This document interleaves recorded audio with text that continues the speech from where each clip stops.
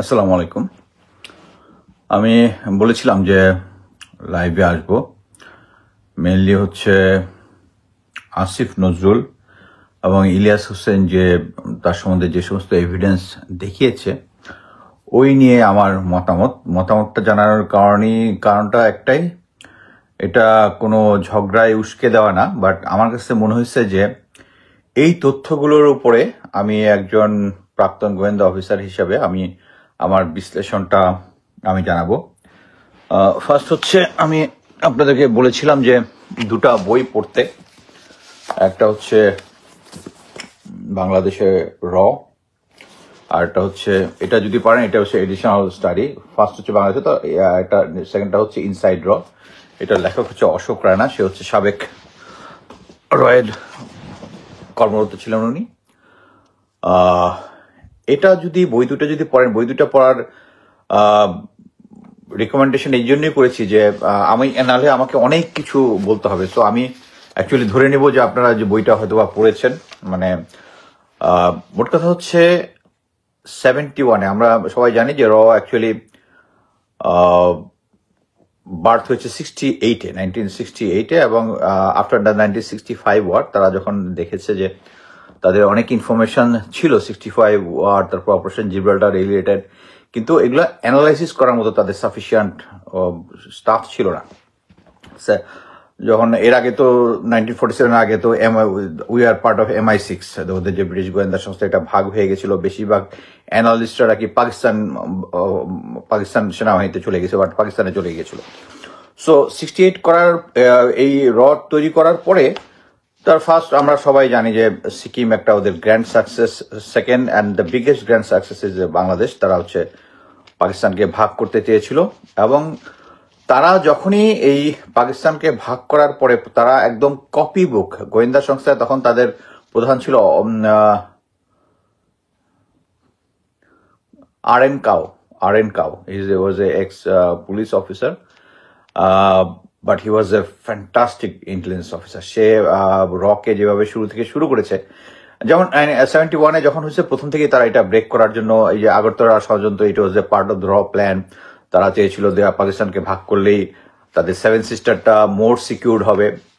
আচ্ছা, ওখানে কিন্তু তারা এই যে আমরা সবাই জানি মুজিব বাহিনীকে কিন্তু তারা জেনারেল উবান, উনি নিজে এগুলোকে ট্রেন করেছেন। ওদের মেইন কিন্তু মুক্তিযুদ্ধ, পাকিস্তানের বিরুদ্ধে যুদ্ধ ছিল না, তারা কিন্তু যুদ্ধে অংশগ্রহণ করে নাই। দেশ স্বাধীন হয়ে যাওয়ার পরে তারা ত্রিপুরা দিয়ে চিটাগাং হিল ট্রাক্সে ঢুকে তারা ভারতের এন্টি ভারত এলিমেন্ট যারা ছিল তাদেরকে, এবং কিছু জায়গায় যা সন্দেহ করে যে এরা হয়তো এন্টি ভারত, এবং ওদেরকে মারার কাজে ব্যবহার করেছে। এবং আমরা সবাই জানি যে এরপরে যত ইভেন 75-এ যখন শেখ মুজিবের হত্যা করার পরেও তারা সবাই ম্যাক্সিমাম আওয়ামী লীগের লোকজন ইন্ডিয়াতে গিয়েছে, এবং ওই ফ্যামিলি প্লাস হচ্ছে আওয়ামী লীগের লোকজনকে এক্সটেন্সিভলি, এবং 71-এ মুজিব বাহিনী এবং যারা ছিল তাদের ইম্পর্টেন্ট পলিটিক্যাল লোকজন প্রত্যেকেই মগজ ধোলাই দেওয়া হয়েছে। এবং এটা ট্রেডিশনালি, এবং এতদিন ধরে ওরা, আমি এই কথাটা বলার কারণ হচ্ছে আমি বুঝাইতে চাচ্ছি যে তারা খুব ধৈর্যশীল এবং একটা লং টার্ম প্ল্যানে, দিন আনি দিন খাই টাইপ না, লং টার্ম ফিউচারে আমাদের কি হবে, কাদেরকে কোন জায়গায় সেট করা যাবে। তাহলে আপনারা দেখেন যে তারা এত বছর পরে একটা সময় তারা কিন্তু এই লাস্ট 15 বছরে তারা ওই যে 71-এ ইভেন যে ইনভেস্টটা করেছে আওয়ামী লীগের উপরে, ওটার ফ্রুটটা কিন্তু খাইছে হচ্ছে এই গত 15 বছরে। ইভেন আমি যখন সেনাবাহিনীতে ছিলাম ওই সময় 2015, আমি ওই সময়কারও কিছু ঘটনা হয়তো বলবো প্রসঙ্গক্রমে আসলে, সেটা হচ্ছে তখনও মানে এককভাবে ওরা আমাদের এত কন্ট্রোল করতো না। বাট এখন যেটা, আমি সেনাবাহিনীতে থাকা অবস্থায় আমি এর আগে বিভিন্ন জায়গায় কয়েকবার বলেছি, কয়েকজন অফিসারের নাম বলেছি। একজন ব্রিগেডিয়ার মোয়াজ্জম 25 লং কোর্সের, তার কাছ থেকে আমি কলকাতা লাইব্রেরি কার্ড পেয়েছি, তার কাছে বিভিন্ন বই টই যেগুলো আসতো, এগুলো বুঝাই যাইতো সবকিছু হচ্ছে। যারা আদার 100 হয়েছে, এর হচ্ছে তারা একটা লং টার্ম ইনভেস্ট করে তাদের। আপনি যদি আপনার ফ্রেন্ডদের মধ্যে থাকে, আমার ফ্রেন্ডদের মধ্যে আছে যে আওয়ামী ফ্যামিলির ছেলে, দেখা গেছে তারা ইন্ডিয়াতে স্কলারশিপ নিয়ে চলে যায়। আমি বলতে চাচ্ছি সেটা হচ্ছে তারা সবসময় একটা লং টার্ম ইনভেস্টমেন্ট করে। এখানে এখন আসি হচ্ছে আমি ইলিয়াস হোসেনের ভিডিওটাতে প্রথমেই আমাকে যেটা নাড়া দিয়েছে যে আমি সেনাবাহিনীতে থাকার সময় জানতাম যে আপনারা সবাই ফিফথ কলামিস্ট ইয়াটার সাথে পরিচিত আছেন। ফিফথ কলামিস্ট কারা? এর মধ্যে মেইন ছিল মুনতাসির মামুন, হচ্ছে এই লিডিং রোল মুনতাসির মামুন, এবং মুনতাসির মামুন আরেকটা হচ্ছে, নামটা লিখেছিলাম দেখে নিই, শাহরিয়ার কবির, মুনতাসির মামুন। আচ্ছা, আমি যখন দেখলাম যে তার আন্ডারে আসিফ নজরুল ছিল, এবং যে লেখাটা উনি লিখেছে ইয়ার এগেনস্টে, যা দেলোয়ার হোসেন সাঈদীর এগেনস্টে, এটা আমাকে খুব বেশি নাড়া দিছে। কারণটা হচ্ছে কি, আমি তখন থেকেই জানতাম যে আমি অ্যাকচুয়ালি জাহানারা ইমাম এর ব্যাপারে ক্লিয়ার শিওর ছিলাম না। এখন আমি জানলাম যে সেও ভারতীয়। হ্যাঁ, এটা বোঝাই যাচ্ছে যে এই প্রজেক্টটা যেহেতু ভারতের ছিল, এখানে তারা ছিল। কিন্তু শাহরিয়ার কবির, মুনতাসির মামুন, এই দুইটা নাম আমি ভালো মতো জানতাম। তখন আসিফ নজরুলটা তখন তো সে লাইমলাইটে আসে নাই। আমি জানতাম যে তারা হচ্ছে এরা হচ্ছে ভারতীয় পেইড এজেন্ট, এরা হচ্ছে সেই ফিফথ কলামিস্ট। এবং তার আন্ডারে থেকে আসিফ নজরুল ওই ফিচারটা লিখেছে, এবং ফিচারটা লিখেছে এর মধ্যেই দেলোয়ার হোসেন সাঈদীর নামে যাচ্ছাতাই মিথ্যাচার করেছে। এবং ইলিয়াস হোসেন পরবর্তীতে দেখাইছে যে উনি বলছেন যে একমাত্র দেলোয়ার হোসেন সাঈদী ছাড়া বাকি সবার নাকি ইনভলভমেন্ট ছিল, যুদ্ধাপরাধীদের থাকতে পারে। বাট উনি তো নিজেই ক্লিয়ার করেছেন যে ছিল না। তার মানে হচ্ছে উনি ইনভেস্টিগেট করেছেন সাঈদীর নামে, তার নামে ফিচার লিখেছেন। তার মানে হচ্ছে উনি জেনে শুনে সাঈদীর এগেন্স্টে মিথ্যাচার করেছেন। এই জিনিসটা মানে আপনারা যারা বর্তমান আসিফ নজরুল আর পূর্ববর্তী আসিফ নজরুল যারা এক নয় বলবেন, তাদের জন্য ইট ইজ ভেরি ইম্পর্টেন্ট। গোয়েন্দা সংস্থায় সবসময় ব্যাকগ্রাউন্ড চেক করা হয় জাস্ট এই কারণে। কি কারণে? সে আগে কি করেছে। আপনি একটা বুঝবেন যে ওই সময় আসিফ নজরুল ছিল ইয়াং, যুবক, তাই না? আমি এটা স্ট্রংলি বিশ্বাস করি যে যারা যুবক অবস্থায় থাকে তাদেরকে, unless he is corrupted by from some other source, তাদেরকে করাপ্টেড করা ইজ ভেরি ডিফিকাল্ট। ইয়াং ছেলেরা নর্মালি যারা একটু স্ট্রং ক্যারেক্টার স্ট্রেট নিয়ে থাকে, তারা সহজেই তাকে দিয়ে মিথ্যা কথা বলাতে পারবেন না আপনি। আমরা এখন যদি ধরে নিই আসিফ নজরুল একদম দৃঢ়চেতা সত্যনিষ্ঠ লোক, তাহলে এটা কিন্তু বোঝা যায় যে এই লেখাটা উনি ইয়াং বয়সে লিখেছে, এবং শাহরিয়ার কবিরের ইনফ্লুয়েন্সে যদি লিখে থাকে, তার মানে হচ্ছে তাকে ইনফ্লুয়েন্স করা যায়, এবং তাকে দিয়ে ইয়াং অবস্থায় ম্যানিপুলেট করা গেছে। তাকে যদি ইয়াং অবস্থায় ম্যানিপুলেট করা যায়, এবং এই শাহরিয়ার কবির, মুনতাসির মামুন হচ্ছে চিহ্নিত ভারতীয় দালাল। আমি গোয়েন্দা সংস্থা থাকে, এদের নাম আমি শুনেছি, আসিফ নজরুলের নাম আমি শুনি নাই, বাট এই দুজনের নাম আমি শুনেছি। বাট একটা জিনিস হচ্ছে, আমাদের সবকিছুই বাতির নিচে অন্ধকার একটা কথা আছে। এই আসিফ নজরুল তখনও লাইমলাইটে আসে নাই। আমি যেটা বলতে চাচ্ছি সেটা হচ্ছে, আমি বলতেছি না যে সে স্ট্রেট ওয়ে সে ভারতীয় রয়্যাল এজেন্ট, বাট আমি কতগুলা আমার যে এই বিষয়ে যে সমস্ত অভিজ্ঞতা হয়েছে সেটার আলোকে আমি বলবো যে উনি ওই সময় এই লেখাটা ফিচারটা লিখেছেন। তার মানে হচ্ছে উনি হয়তো আরো লিখেছেন যেগুলো আমাদের চোখে আসেনি। আমি সবচেয়ে কনসার্ন হয়েছি যে আগের ভিডিওতে আমি বলেছিলাম, এর আগে একটা ভিডিওতে, যে ইলিয়াস হোসেন বলেছে যে 3 এবং 4 তারিখে আসিফ নজরুল ঢাকা ক্যান্টনমেন্টে ছিল, যেটা আমি বলেছি যে না, উনি ইয়াতে ছিল না। এটা আমি কনফার্ম করেছি থ্রু হিজ কল লিস্ট।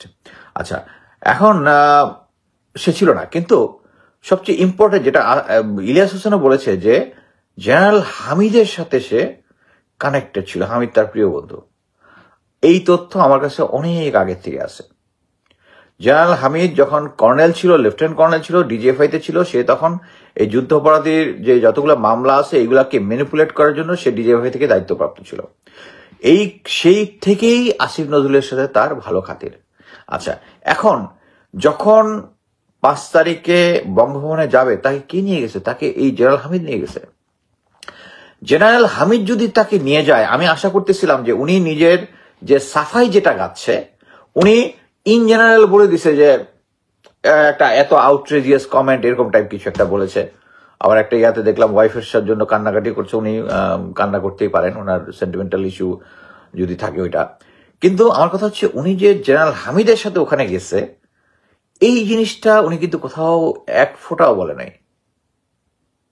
এবং আমি সবচেয়ে অবাক হয়ে গেছি যে আহ, যে 3জন ভুয়া সমন্বয়ক নিয়ে কথা ছিল, এই ব্যাপারে অরিজিনাল সমন্বয়করা এখন পর্যন্ত আমি কোনো কথা বলেছে বলে আমি দেখতেছি না। সো আমার কাছে এই সিচুয়েশন দুইটা আমার কাছে সন্দেহজনক। তারপরে আমি আরেকটা স্টোরি বলি। এর আগে আমি নাম নেই, বাট এবার আমি নাম নিব। আমি কাউকে অ্যাকিউজ করবো না, কিন্তু আমি জাস্ট ঘটনাটা বর্ণনা করব। এক হচ্ছে, আমি যখন আমেরিকাতে আসি প্রথম 2017-তে, আসার পরে আমি বলি আমি I was a great fan of Monir Haider. আমি দেশে মনির হায়দার যখন, সাংবাদিক মনির হায়দার আপনারা সবাই জানেন আমেরিকায় থাকে, আমি ওনার সাথে ভলেন্টিয়ার যোগাযোগ করছি, কয়েকবার যোগাযোগ করছি, উনি ফোন ধরেন নাই, তারপরে ফোন ধরছে, আমাকে সময় দেয় নাই, তারপরে আমি সময় নিচ্ছি, ওনার সাথে দেখা করছি, ওনার সাথে কয়েকটা টক শো করছি।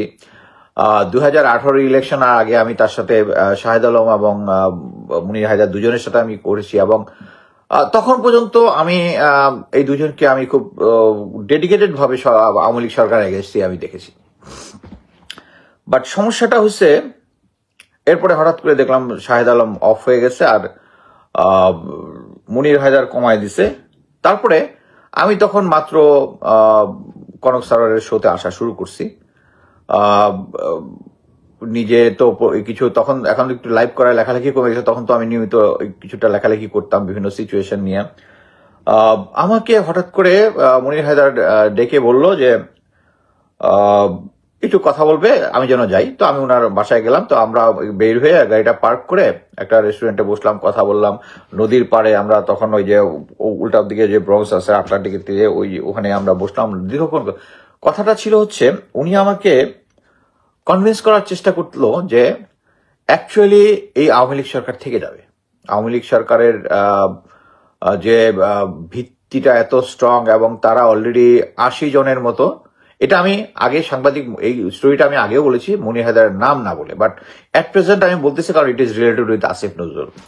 তো আমাকে অনেকক্ষণ ধরে কনভিন্স করলো যে এইটা তো হবে না, কোনো চেঞ্জ হবে না। অলরেডি 70-80 জন, নির্বাচন যখন, সামনের নির্বাচনটা যখন হবে তখন এরা অলরেডি আওয়ামী লীগে জয়েন করবে, বা বিএনপি কি আলাদা একটা বিএনপিতে জয়েন, আওয়ামী লীগে জয়েন করবে, অথবা আলাদা করে একটা দল করবে। So BNP will no more, মানে বিএনপি উইল ভ্যানিশ, এরকম টাইপ একটা ইয়া। তা আমি অনেকক্ষণ ধরে ওনার কথাবার্তা শুনে আগলাম, তাহলে হোয়াই উই আর ফাইটিং, মানে এটা মানে কি? হ্যাঁ ভাই, এটাই তো আমার প্রশ্ন।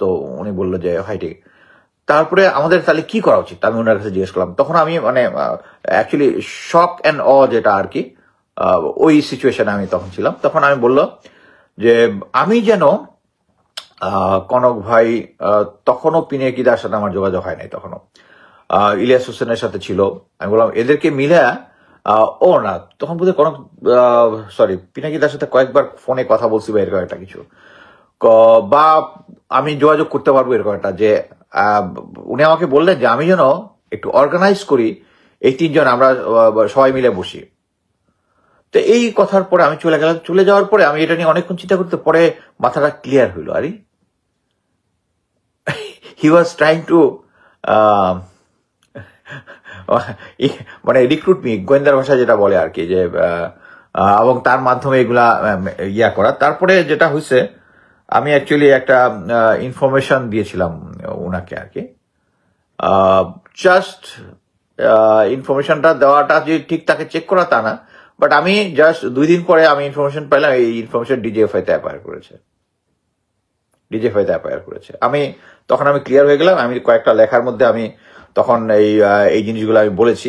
তারপরে মুনির হায়দার ভাই তো নির্বাচনের আগে ওই যে হোটেলে বিএনপির লোকজন এনে কি হইতেছে এটা নিয়ে অনেক কথাবার্তা বলছে। বাট আমার কাছে যেটা সন্দেহজনক যেটা মনে হয়েছে, মুনির হায়দার ভাই এবং শাহেদ আলম তারা সরকারের এগেনস্টেই কথা বলেছে, বাট যেটা হয় অ্যাট দ্য এন্ড উনি একটা বিশাল ইয়ে করতো, তাহলে কি পারবে শেখ হাসিনা টিকে যেতে এবারের মতো, বা এরকম একটা জিনিস দিয়ে, মানে শেখ হাসিনার যে ইনভিজিবিলিটি, হি ইজ ইনভেন্সিবল, তাকে ইয়া করা যাবে না, এই মতবাদটা প্রচার করতো। এবং এটা অনেকদিন পরে আমি কি বলে ডক্টর তাজ হাসমি উনি ধরেছেন যে মুনির হায়দার তো what is preaching actually is paying Sheikh Hasina government.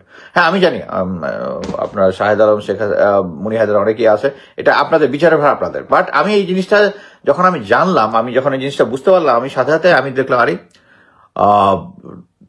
Asif Nazrul তো আমেরিকায় আসলে এদের সাথে দেখা করে, খুব ভালো ফ্রেন্ডশিপ আছে। আমি আমি সাথে সাথে আসিফ নজরুল ভাইকে কল দিলে উনি ফোন ধরলেন।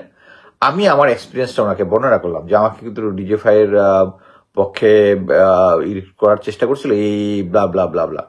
কয় না ভাই, এটা তো হতেই পারে না, he is the most sufferer Awami League government. আমি হ্যাঁ, দে আর সাফারার। আমি এটাও বললাম যে 2018 ইলেকশন পর্যন্ত উনি 18 ইলেকশনের আগে সরকারের পক্ষে আওয়ামী লীগের এগেনস্টে কাজ করেছে। বাট আমার কাছে এখন মনে হচ্ছে না, আমি আপনাকে বললাম, আপনি বিশ্বাস করেন না করেন এটা আপনার বিষয়, কিন্তু আমি এটা আপনাকে বললাম এই জন্যই যে আপনি যেহেতু সরকার এগেনস্টে, আমি তখন কনভিন্স যে উনি সরকারে আওয়ামী লীগের এগেনস্টে ছিল না, এখনো আমি কনভিন্স, এটা আমি এখনো স্ট্রেট ওয়ে কোনো কিছু বলবো না কাউকে। বাট আমি ওনাকে কনভিন্স করার চেষ্টা করলাম, উনি কনভিন্স হইলেন না। আমি বললাম ভাই শুধু একটাই তো, আপনি কনভিন্স হন না। এখন আমি যেটা বলতে চাচ্ছি, অনেক সময় অনেক ইনফরমেশন থাকে যেটা আপনি চান না ডিজিএফআই জানুক, না জানানোই বেটার, এই বলে আমি শেষ করে দিলাম। বাট এরপরে যখন শুরু হয়ে গেল তখন আমি আসিফ নজরুলের এই রোলটা দেখলাম, হামিদ স্যার তাকে নিয়ে গেছে, এটা উনি চেপে যাচ্ছেন, সবকিছু মিলে আমাকে আমার সন্দেহ হচ্ছে।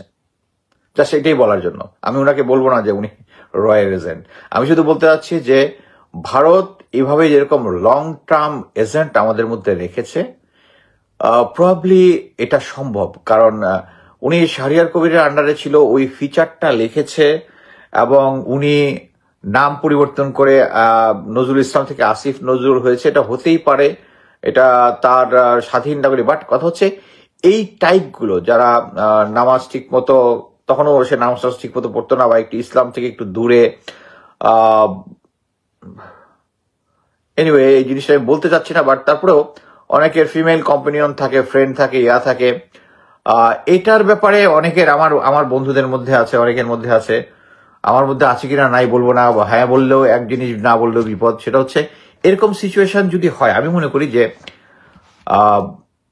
কারো ব্যক্তিগত ব্যাপারে নাক গলানো উচিত না। কিন্তু আমার কথা হচ্ছে, আমি যদি এমন একটা জায়গায় ইনভলভ হই যেখানে আমার দেশ জড়িত, আমার কান্ট্রি জড়িত, ওই জায়গায় আমি এটাতে ইনভলভ হব না। আমাকে অ্যাকচুয়ালি যে হানি ট্র্যাপ নামটা যে খুব পরিচিত, হানি ট্র্যাপ করার জন্য আমাকে ইভেন সেলিব্রিটি দিয়েও চেষ্টা করেছে, যেহেতু আমি গোয়েন্দা ব্যাকগ্রাউন্ডের লোক। আমি এটা কিন্তু খুব সোজা, নর্মালি যেটা হয়, আমি এমন কেউ না আমাকে ওরকম একজন লোক মানে সুন্দরী নারী আমাকে অ্যাপ্রোচ করবে বা নিজের থেকে করবে। They got lot of options, I am not the only option. এখানে কেন করতেছে, আমার হিসাব খুব সোজা, যে তার কমন ফ্রেন্ড কি কি, এই ধরনের ছোট্ট কয়েকটা ইনভেস্টিগেশন করলে বোঝা যায়। So I was very formal with them. মানে আমাকে পারে নাই, আমাকে অনেক সময় অনেক ভিডিও কল টল দিয়েছে, টিয়া দিয়েছে। বাট কথা হচ্ছে আমাদেরকে, আমি কেন, কারণ আমি জানি আমি খুব স্ট্রংলি যেহেতু ফেসবুকে কথা বলি, সরকার এগেনস্টে কথা বলি, সমালোচনা করি, সো করলে আমার উইকনেস বের করার চেষ্টা করবেই লোকজন, করবেই। হ্যাঁ, অ্যাটলিস্ট আমি যতটুক চেষ্টা করি যাতে এগুলোর মধ্যে না ইনভলভ হইতে, যাতে আমার নামে স্ট্রেট হয়ে। আর আমাদের যে বাঙালিদের যে সব, সেটা হচ্ছে ওকে ওর এই আলুর দোষ আছে, অথবা এর কোনো কিছু বিশ্বাস করো না। বাট হোয়ার আমার যদি আলুর দোষ থাকে, আমি তো কিছু কিছু কথা বলছি, এগুলো তো সত্য, ওগুলো তো বিশ্বাস করবে, ওগুলো বিশ্বাস করবে না। এটা হচ্ছে আমাদের, এই জন্যই চৌদ্র হননটা আমাদের জন্য খুব ইজি। সো আমি ওইটাতে যাব না। বাট আমি যেটা মনে করি আর কি, আমার কাছে বিভিন্ন ওই যে হানি ট্র্যাপ হয়েছে, যেটা এটা আমার কাছেও বিভিন্ন জায়গা থেকে ইনফরমেশন আমি পেয়েছি, যেহেতু উনি একটু বন্ধুবৎসলই বলবো সেটার ইয়াতে। বাট কথা হচ্ছে এখানে বাংলাদেশ যদি কোথাও ইনভলভ থাকে, এখানে আমাদের অ্যাকচুয়ালি দেশটাকে সবচেয়ে বড় প্রায়োরিটি দেওয়া উচিত। আমি এখন পর্যন্ত উনি দায়িত্ব গ্রহণের পরে উনার যে সমস্ত কাজ আমি দেখেছি, তাদের যে ভারত সম্বন্ধে, বঙ্গবন্ধু রিলেটেড তার যে সমস্ত বর্ণনা, এই জিনিসগুলো আমার কাছে মনে হয়েছে যে আস্তে ধীরে, কারণ আওয়ামী লীগ এবং ভারত কি চায়, আস্তে ধীরে আমাদের মগজের ভিতরে জিনিসটা ঢুকে যায়। আপনি একটা জিনিস দেখেন, ব্রিগেডিয়ার জেনারেল সাখাওয়াত স্যার একটা কথা বলছে, আওয়ামী লীগের সাথে সাথে চেঞ্জ হয়ে যাচ্ছে। বাট বাকিরা কিন্তু কেউ চেঞ্জ হচ্ছে, মুস্তফা সরোয়ার ফারুকি কিন্তু চেঞ্জ হচ্ছে না। একটা জিনিস বুঝলেন, মোস্তফা সরোয়ার ফারুকি প্লাস হচ্ছে ডাক্তার জামিল যে শিল্পকলা একাডেমিতে হয়েছে, এটা কেন আমাদের জন্য ইম্পর্টেন্ট, একটা জিনিস বুঝতে হবে যে ওই যে রয়ের বইটা যদি আপনি ইনসাইড র এবং র যেটা পড়েন, তাহলে ওখানে জেনারেল মতিন আছেন, আরো কয়েকজন এক্স যারা ডিজিএফআই এনএসআই তে ছিল প্রধান, তারা দিয়েছেন, তারা বলেছেন কিভাবে আমাদের এই সমস্ত সাংস্কৃতিক অঙ্গনটা উদিচি থেকে শুরু করে, এটা আমরা সবসময় পিনাকি দাও সবসময় বলে, এরা সবাই এই পার্টিটা পুরাটাই হচ্ছে ভারত নিয়ন্ত্রিত ছিল। এবং এই নিয়ন্ত্রণটা কি জন্য? কারণ আমরা মুভি দেখি, সিনেমা স্টার যেটা বলে, এটা এই যে কয়েকদিন আগে জয় বাংলা নিয়ে সোহেল রানা বলেছেন, সোহেল রানা ওয়াজ মাই ফেভারিট হিরো, উনি বলেছেন আমি কষ্ট পেয়েছি ওনারে, ওখানে আমি একটা জবাবও দিয়েছি, কিন্তু ওনার তো একটা ইনফ্লুয়েন্স আমার ভিতরে ছিল। বাট কথা হচ্ছে তারা যেহেতু সবচেয়ে ইনফ্লুয়েন্সিয়াল, এই ইনফ্লুয়েন্সিয়াল পার্টিটাকে করার জন্য যখন বলতেই পারেন আসিফ নজরুল এটার হাত নাই, কিন্তু এরপরে মোস্তফা সরোয়ারকে আনা, ইয়াকে আনা, এই জিনিসগুলোকে আমার কাছে মনে হচ্ছে যে এটার পিছনে আসিফ নজরুলের হাত আছে। আর তারপরে আসি হচ্ছে আমাদের এই যে বিডিআর পিলখানা নিয়ে, এটা নিয়ে তো পিলো পাসিং হচ্ছে। আমি যেটা দেখলাম, উনি তো দায় মুক্তি দিয়ে দিল, যে উনি তার মতামত দিয়েছেন, আসিফ নজরুল মতামত দিয়েছেন স্বরাষ্ট্র মন্ত্রণালয় থেকে যে আসছিল, আর স্বরাষ্ট্র মন্ত্রণালয় বলতেছে হচ্ছে প্রধান উপদেষ্টার দপ্তর থেকে, মানে জিনিসটা হচ্ছে একটা টেবিল চালাচালি। আমার কথা হচ্ছে এটা একটা ইম্পর্টেন্ট জিনিস, আমাদের বাঙালির মিলিটারি অফিসারদের প্লাস সবার একটা আবেগের জায়গা। এইটা ডিসকাস করার সময় আপনারা তিনজন একটু বসতে পারলেন না? তিনজন বসে হচ্ছে এটা কি হবে, এটা নিয়ে একটা কমিশন গঠন করতে হবে না? আপনারা বলে দিলেন এটা, আমি তো ওখানে বলে দিলাম, একটা স্ট্যাটাস দিয়ে দিলাম, দায় মুক্তি হয়ে গেল। আরে ভাই, আপনি সরকারের একটা মিনিস্টার, উপদেষ্টা, ল উপদেষ্টা, একজন যদি কোনো কিছু করে আপনি তো গিয়ে বলবেন যে জিনিসটা ঠিক হচ্ছে না, বা ইয়াকে বলবেন, নিজেরা না বলে একটা ফেসবুকে স্ট্যাটাস দিয়ে দিলেন, তাহলে আমার মধ্যে পার্থক্য কি? আমার তো কোনো ইয়া নাই, এখানে কাজ করি, কোনো কিছু সমস্যা হলে ফেসবুকে দাঁড়ায় যাচ্ছি। আপনি তো আমার মতো ফেসবুকে দাঁড়ায় গেলেন যে এইটার দায় মুক্তি, এটা বল চালাচালি করতেছেন। বাট আমি বলে দিই যে এই জিনিসটা, এই সবকিছু হচ্ছে ইন্ডিয়ার ইন্টারেস্ট। ইন্ডিয়া চাচ্ছে না। এই যে বিক্রম মিশ্র এসছে, আমি আগেও ভিডিওতে বলছি, ভিডিওটা বেশি লম্বা করতে যাচ্ছে না, কারণ আমার আবার একটু বের হইতে হবে একটু পরে, এই জন্য আমি একটু আগে চলে আসছি। বাট এই সিচুয়েশন গুলাতে আমার কাছে মনে হচ্ছে যে ভারতের ইন্টারেস্টটা সার্ভ করতেছে। আর আমি মনে করি যে এইটা হচ্ছে ক্লাসিক কেস অফ এসপিওনাজ হইতে পারে আর কি, যে নর্মালি ডিপ কাভার এজেন্টরা এইভাবে কাজ করে। আমি আসিফ নজরুলকে বলতেছি না রয়্যাল এজেন্ট, কিন্তু যতগুলা মানে সিমটম আছে সবগুলোই ওই দিকে নিয়ে যায়। সো এরকম একটা সিচুয়েশন হলে বেসিক থাম রুল হচ্ছে তাকে ওই জায়গা থেকে সরায় দেওয়া। এটা আমরা কখনোই করি না।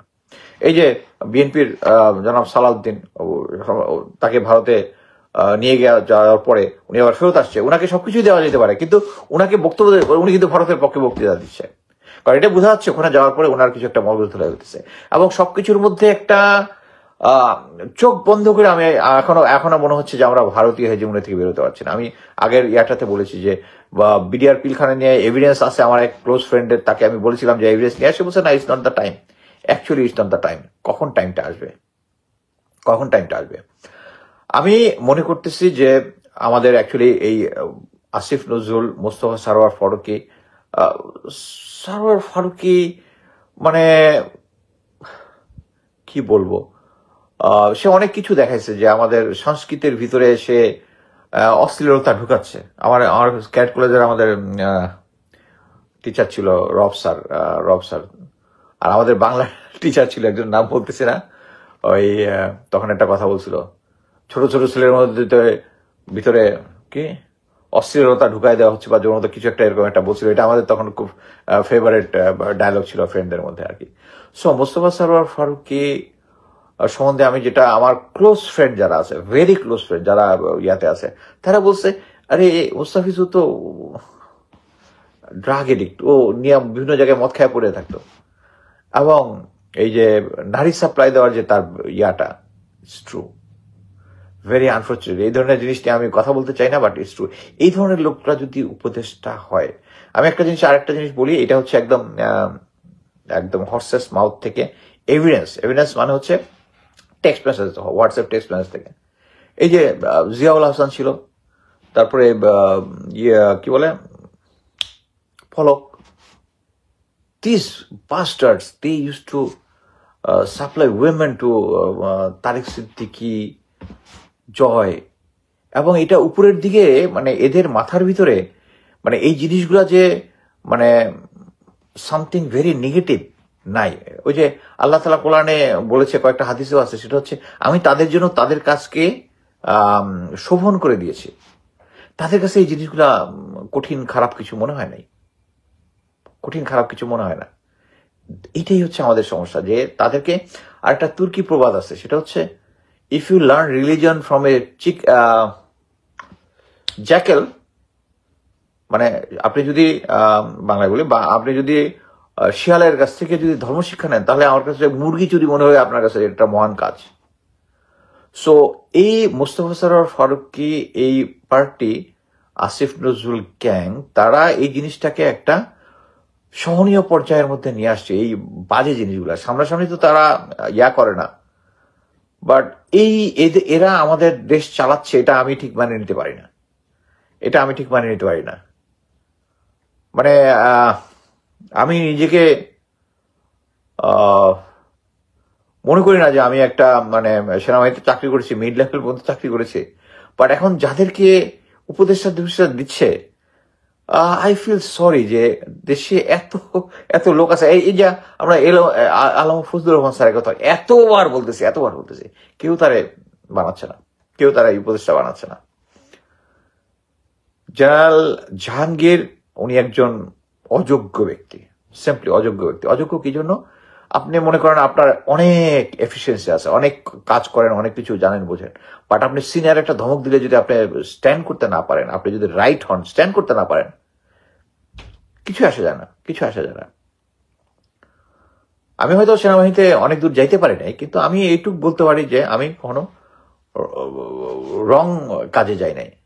হ্যাঁ, অনেকে এখন আরেক পার্টি বলতে পারেন খালেদা জিয়াকে উচ্ছেদ করছে, there are logic for my side. Hasin স্যারের ঘটনা, there is also logic from my side. আর দেখেন হাসিন স্যার কিন্তু গুমের এগেনস্টে মামলা করেছে, উনি কিন্তু ক্যান্টনমেন্ট থেকে যে আমরা নিয়ে আসছিলাম ওইটা কিন্তু মামলা উনি করেন নাই।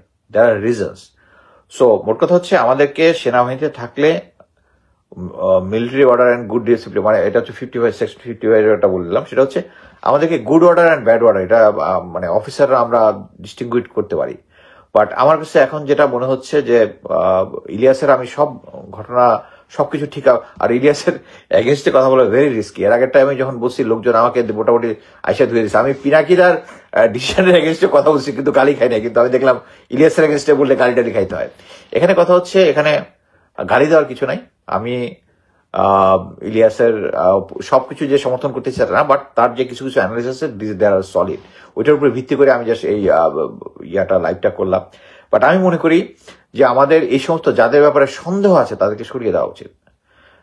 দেশের ক্ষমতা এখন কে চালাচ্ছে, কে এই উপদেষ্টা বানাচ্ছে আমি জানি না। আমি শুনতেছি যে 4 জন নাকি আবার নতুন উপদেষ্টা করুক, দ্যাটস গুড। বাট কথা হচ্ছে, আমি আগেই বলছি যে এই সমস্ত ক্ষেত্রে যেটা হয়, নামগুলো আগে থেকে প্রকাশ করে দেন না, পাবলিক রিয়াকশনটা একটু দেখেন। কেউ যদি মানে হঠাৎ করে ফারুকের মতো কাউকে বানায় দিবেন, যে আমার কাছে বলছে যে গাঁজা খায় পুরো তো ড্রেনের পাশে, তারপর ফ্রেন্ডরা ধরে নিয়ে আসতো, এরকম একটা লোককে আপনারা বানায় দিচ্ছেন, উপদেষ্টা বানায় দিচ্ছেন। এরকম যেন না হয়। আপনারা যদি নেক্সট করতে চান, ভাই নামগুলো একটু পাবলিক করেন না, আমরা একটু অ্যানালাইসিস করি, আমাদের যেটুকু তথ্য আছে। বাট এটাই শুধু আমি বলবো, কারো পক্ষে কারো কিছু বলবো না। আরেকটা জিনিস হচ্ছে, আমি অ্যাকচুয়ালি শাহেদ আলম আর দুইটা দেখলাম, একটা আমার কাছে জিনিসটা খুব ঢাকলো। শাহেদ আলম বলার চেষ্টা হচ্ছে হানি ট্র্যাপড। অ্যাকচুয়ালি হানি ট্র্যাপ হচ্ছে কাউকে হানি ট্র্যাপ করে তাকে কন্ট্রোলে নিয়ে, আমি জানি না কে ইলিয়াসকে হানি ট্র্যাপ করে কন্ট্রোলে নিয়ে তাকে কন্ট্রোল করতেছে। Otherwise honey trap is a wrong use of words, এখানে রং ইউজ অফ ওয়ার্ডস। এবং আমি মনে করি একজন আরেকজনের এই সমস্ত ব্যক্তিগত জিনিস নিয়ে আসাটা উচিত নয়। বাট একটা জিনিস আমরা অ্যাকচুয়ালি অনলাইনে কম বেশি করি, কেউ বেশি জনপ্রিয়, কেউ কম জনপ্রিয়। আমি মেইনলি সময় যখন আগস্ট হয়, তখন আর্মির বিভিন্ন কিছু দেওয়ার পরে দেখলাম আমি একটু লাইমলাইটে এসেছি। বাট আমার যেটা মনে হয়, একজন আরেকজনের ব্যক্তিগত জিনিস নিয়ে না ঘাটাঘাটি করাই ভালো। আমার মনে হয় everybody should just right way, আর কোনো রিয়াকশন দেওয়ার দরকার নাই, জাস্ট চুপ থাকি আমরা আর কি। আর সবাই যেন আমরা দেশটাকে আগে করি, দেশটাকে আগে চিন্তা করি, যে আমাদের ব্যক্তিগত রেশারেশি সবকিছু বাদ দিয়ে। এবং সরকারকে বলবো যে জেনারেল ওয়াকারকে সরাই দেন। জেনারেল ওয়াকার থাকলে কোনো কিছু হবে না, কোনো কিছুই হবে না, চেঞ্জ হবে না। এখানে শেষ করছি, ধন্যবাদ।